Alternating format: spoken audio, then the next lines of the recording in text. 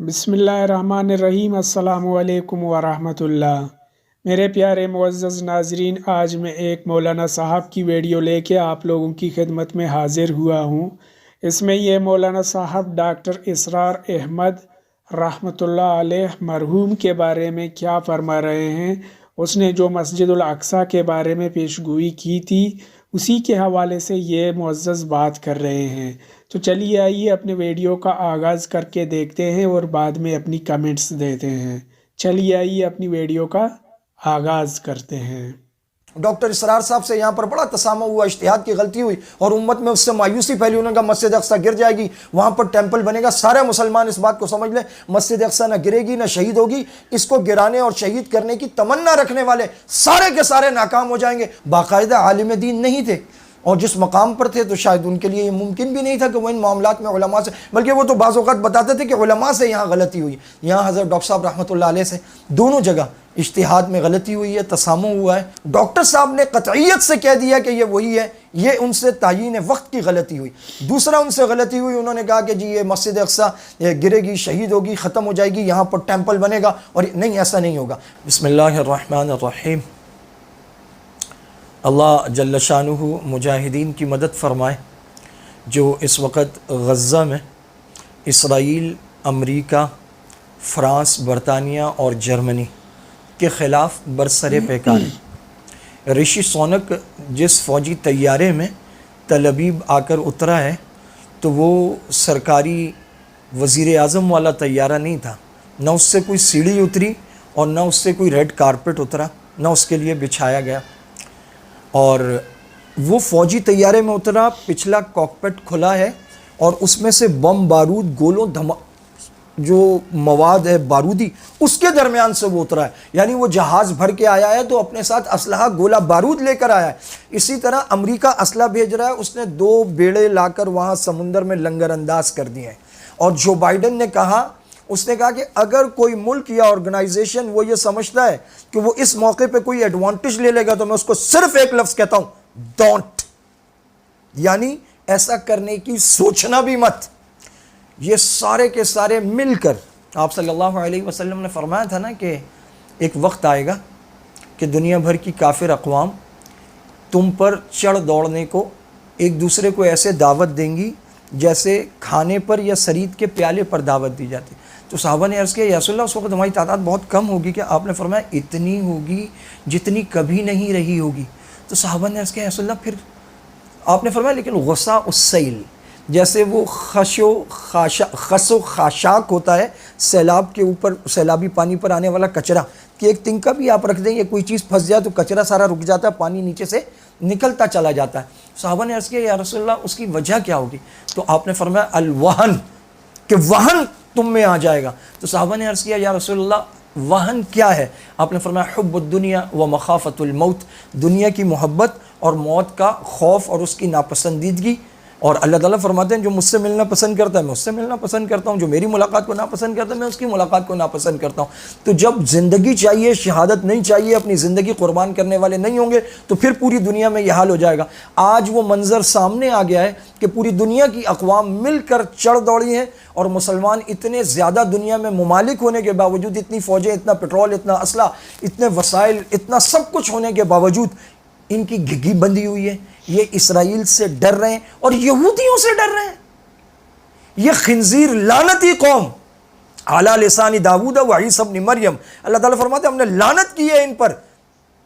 داؤد کی زبان، یہ حضرت داؤد کو ماننے کا دعویٰ، حضرت داؤد کی زبان سے ان پر لعنت ہوئی ہے، اور عیسیٰ ابن مریم کی زبان سے اللہ تعالیٰ نے ان پر لعنت کرائی ہے۔ لعنت کا مطلب ہے یہ دور ہیں اللہ تعالیٰ کی رحمت سے، کیونکہ انہوں نے مانا نہیں۔ انہوں نے حضرت موسیٰ علیہ السلام کو ستایا، جو قوم بنی اسرائیل کے بڑے اور اولو العزم پیغمبر تھے، اور ان کی سرکردگی میں ان کو نجات ملی تھی فرعون سے۔ انہوں نے ستایا، بچڑا بنایا، حضرت موسیٰ سے کہا ہمیں وہاں لے جاؤ۔ پہلے کہا کتاب لے آؤ، وہ کتاب لایا تو دیکھا بچڑے کی پوجا میں مشغول، پھر کہا ہمیں کیا پتہ کہاں سے لاؤ، وہاں لے جاؤ، وہاں لے کے کہنے لگے بات کرواؤ۔ تو اللہ تعالیٰ کی آواز آئی، انہوں نے کہا نہیں ہمیں دکھا دو، ارنا اللہ جارۃ فاخذتھم الصاعقہ۔ اللہ تعالیٰ نے ان کو کہا یہاں داخل ہو جاؤ، انہوں نے کہا نہیں اذهب انت وربک فقاتلا انا ہاہنا قاعدون، آپ جاؤ آپ کا رب جائے، جا کے لڑ لو، ہم یہاں بیٹھے ہوئے۔ وقولوا حطۃ، ان کو کہا یہ تو وہ لفظ کو بدل دیا اور اس کو کہا کہ فلاں فلاں چیز ہمیں فلاں چیز کے ساتھ ملا کے کھانے کو دی جائے. مذاق اڑانا، استہزاء کرنا، بات نہ ماننا، احکامات کو بدل دینا، ہفتے والے دن کی بے حرمتی کرنا، ہر چیز میں انہوں نے نبیوں کو ستایا.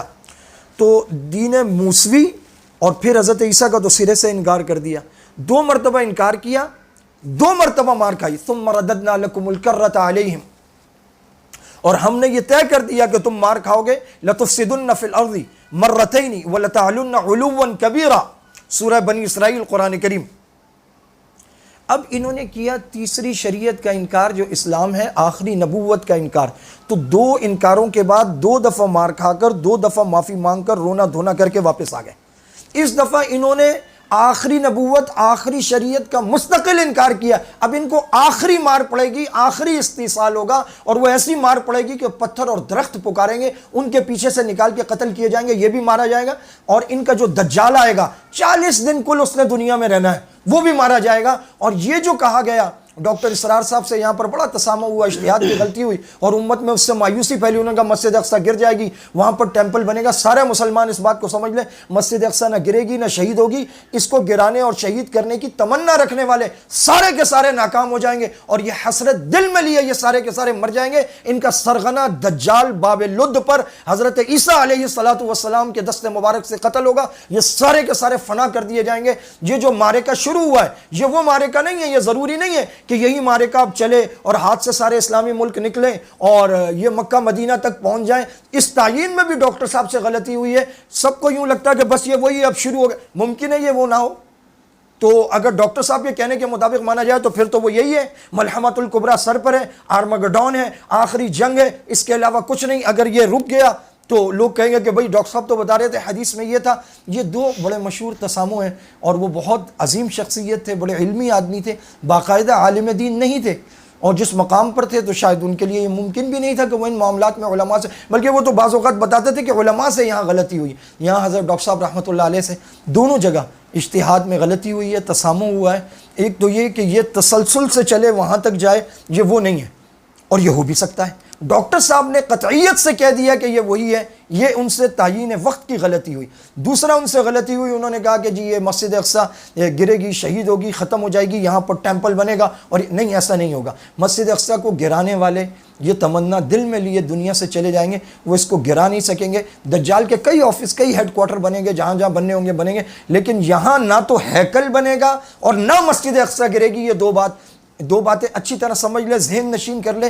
مایوسی کی قطعاً ضرورت نہیں ہے. مایوسی اسلام میں کفر ہے. ولا تقنطوا من رحمت اللہ اور ولا تیأسوا من رحمت اللہ فإنه لا ييأس من رحمت اللہ الا القوم الکافرون. کافر ہیں جو مایوس ہوتے ہیں. جس کا رب اور الہ ہے وہ کیوں مایوس ہو؟ یہ اقصیٰ ہے، آخری کنارہ ہے، آخری مورچہ ہے. خدا نہ خواستہ یہ مورچہ گرا تو پھر یہ سلسلہ چلے گا اور حرمین الشریفین تک پہنچے گا. لیکن یہ دجال اور یہودی حرم نبوی اور حرم بیت اللہ دونوں میں داخل نہیں ہو سکیں گے.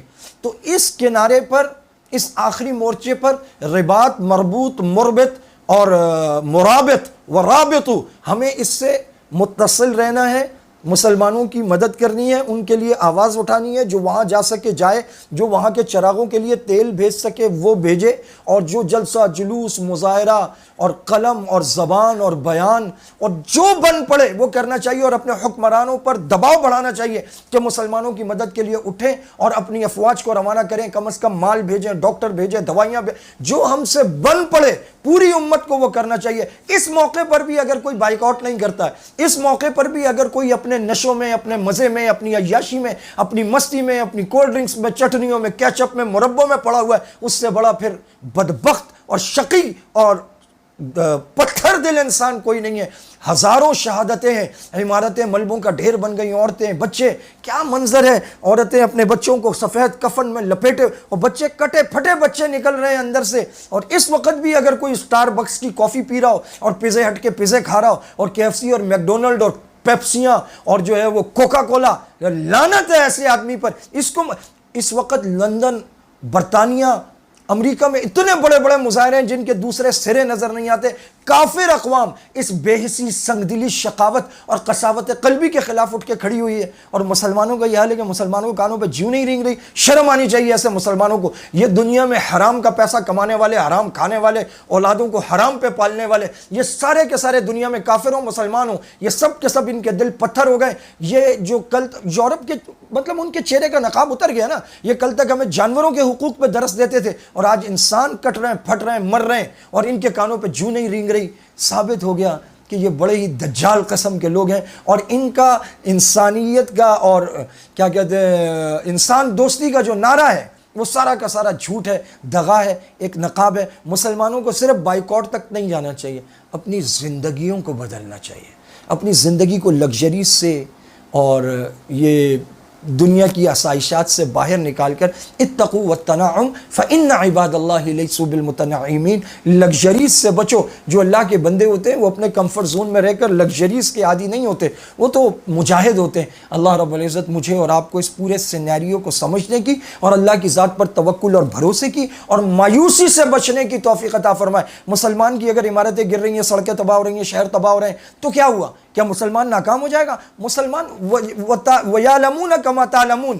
اگر تمہیں تکلیف ہوتی تو ان کو بھی تو تکلیف ہوتی ہے۔ وَيَرْجُونَ مِنَ اللَّهِ مَا لَا تَرْجُونَ، اور جو امیدیں تم کو اللہ سے ہیں ان کو تھوڑی ہیں، تمہیں تو اللہ کے یہاں بڑا آپ صلی اللہ علیہ وسلم نے فرمایا قیامت کے دن صبر کرنے والوں کو ایسے ایسے انعامات ملیں گے کہ جو دنیا میں بڑے مزے میں رہتے ہوں گے، جن پہ تکلیفیں نہیں آئی، وہ تمنا کریں گے کہ کاش دنیا میں لوہے کے کنگوں سے ہماری کھالیں اتاری جاتی تاکہ کم از کم ہمیں یہ والے انعامات ملتے جو آج ان کو مل رہے ہیں۔ تکلیف کرنے والے ناکام نہیں ہیں، تکلیف سہنے والے ناکام نہیں ہیں۔ جو تکلیفیں سہ رہے ہیں، جن پر تکلیفیں مصیبتیں آ رہی ہیں، جن کے گھر تباہ، وہ تو جا رہے ہیں سیدھے جنت میں۔ ہم اور آپ یہ سوچیں کہ ہم اور آپ کہاں کھڑے ہیں۔ اللہ رب العزت ہم سب کو غیرت ایمانی عطا فرمائے۔ وآخر دعوانا ان الحمدللہ رب العالمین۔ تو میرے پیارے معزز ناظرین، یہ تھی ہماری آج کی ویڈیو۔ آپ لوگوں نے دیکھ لیا کہ مولانا صاحب فلسطین کے بارے میں، مسجد الاقصیٰ کے بارے میں اور ڈاکٹر اسرار احمد رحمۃ اللہ علیہ کے بارے میں کیا کیا فرما رہے ہیں۔ تو آپ لوگوں کا کیا خیال ہے اس بارے میں؟ آپ لوگ کمنٹس کی صورت میں اپنی رائے دے سکتے ہیں۔ تو ملتے ہیں ایک ایسی ہی انٹرسٹنگ ویڈیو کے ساتھ، تب تک کے لیے اجازت دیجیے اور اپنا خیال رکھیے گا۔ اللہ حافظ۔